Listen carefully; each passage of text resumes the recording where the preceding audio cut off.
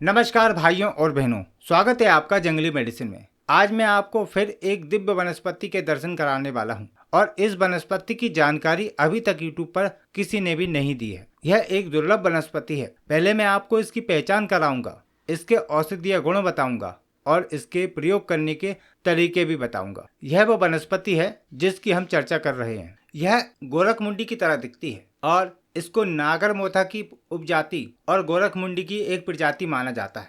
कहीं कहीं पर इसको गेंदा परिवार का सदस्य माना जाता है और अलग अलग क्षेत्रों में इसको अलग नाम से जाना जाता है। हिंदी में इसको मुखतरी भी कहा जाता है, नेपाली में इसको गोबरे छार, पाकिस्तानी में इसको मुखतरी आदि नाम से जानते हैं और इसका बॉटनिकल नेम है ग्रेजिया मद्रास पटाना। आप भी कमेंट करके बताएं कि आपके क्षेत्र में इस वनस्पति को क्या नाम से जानते हैं और यदि कोई प्रयोग जानते हैं तो वह भी आप जरूर बताएं, क्योंकि हो सकता है कि आपकी दी हुई जानकारी किसी के काम आ जाए।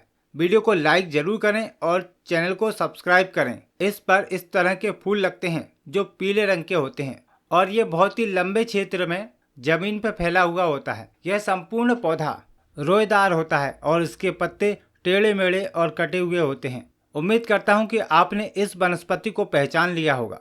आयुर्वेद मत के अनुसार यह वनस्पति वातहर, दीपन, कृमिनाशक, श्वासहर, ज्वारहन और रक्त शुद्धि कारक होती है। चलिए अब इसके औषधीय प्रयोग जानते हैं। बुखार की समस्या दूर करने के लिए इसके पत्तों का काढ़ा बनाकर पीने से वातज्य और आम बुखार ठीक होता है।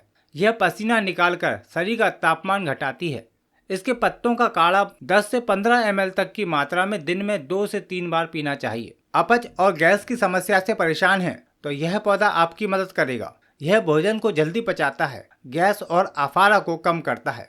इसके पत्तों को छाया में सुखाकर चूर्ण बनाकर रख लें और 2 से 3 ग्राम की मात्रा में शहद के साथ सेवन करें। यदि आप चाहें तो इसके पंचांग का काढ़ा बनाकर भी सेवन कर सकते हैं। जो व्यक्ति जोड़ों के दर्द से परेशान है, आर्थराइटिस की समस्या है, तो आप इसका तेल बनाकर उपयोग कर सकते हैं। तेल बनाने के लिए सरसों के तेल में इसकी पत्तियों को डालकर पकाएं और जब पत्तियां जल जाएं तो उस तेल को छानकर रख लें। यह सबसे अच्छा तरीका है कि इसके संपूर्ण पौधे को लेकर कूट लें और उसका रस निकालकर तेल में मिला दें और खूब पकाएं। जब तेल शेष रह जाए उस तेल को छानकर ठंडा करके कांच की बोतल में भरकर रख लें और उस तेल की मालिश करने से जोड़ों के दर्द में बहुत ही आश्चर्यजनक लाभ मिलता है। सांस रोगों से परेशान है, दमा है, अस्थमा है, खांसी है, उसमें यह वनस्पति बहुत अच्छा फायदा करती है और कहीं कहीं पर इसको अस्थमा प्लांट भी कहा जाता है।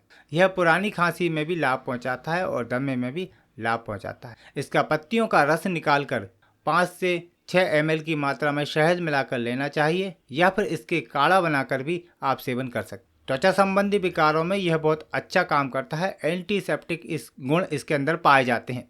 त्वचा की सूजन हो, फोड़े फुंसियाँ हो या खुजली हो, उसमें यह बहुत ही अच्छा फायदा करता है। इसके पत्तों को पीसकर त्वचा पर लेप करने से सूजन कम होती है और चर्म रोग में लाभ मिलता है। देखिए, यदि कोई कीड़ा काट लेता है, छोटे मोटे कीड़े काट लेते हैं तो वहाँ पर सूजन हो जाती है और बहुत तेज जलन होती है, तो तुरंत राहत के लिए इसकी पत्तियों को पीसकर वहाँ पर लेप करने से आराम मिलता है। जिन व्यक्तियों को या बच्चों को पेट में कीड़े हो जाते हैं, आंतों में कीड़े हो जाते हैं, वहां पर इसके पत्तों का काढ़ा बनाकर यदि पिला दिया जाए तो पेट के कीड़े नष्ट हो जाते हैं। मात्रा 15 से 20 ml तक रखनी चाहिए। इसके पौधे में एक अलग प्रकार की सुगंध आती है। जो व्यक्ति दुर्गंध से परेशान है, अपने पसीने की दुर्गंध से परेशान है, वह इसकी पत्तियों का पेस्ट बनाकर यदि मालिश करते हैं तो उनके शरीर की दुर्गंध दूर होती है। उल्टियों की समस्या में इसका काढ़ा पिलाने से उल्टी और मिल्टी की जो समस्या होती है वह बहुत ही अच्छी फायदा पहुंचाती है। जनजातीय चिकित्सा में इसका उपयोग मलेरिया जैसे बुखार के इलाज में किया जाता है। तो देखा आपने, इस साधारण सी दिखने वाली वनस्पति जो कचरे की तरह उगती है, कितनी महत्वपूर्ण वनस्पति है। यदि आप भी कोई जानकारी देना चाहते हैं तो कमेंट जरूर करें, हम आपके हर कमेंट को पढ़ते हैं। लाइक करें, शेयर करें। फिर मिलेंगे आपको एक नई जड़ी बूटी के साथ। जय आयुर्वेदा, नमस्कार।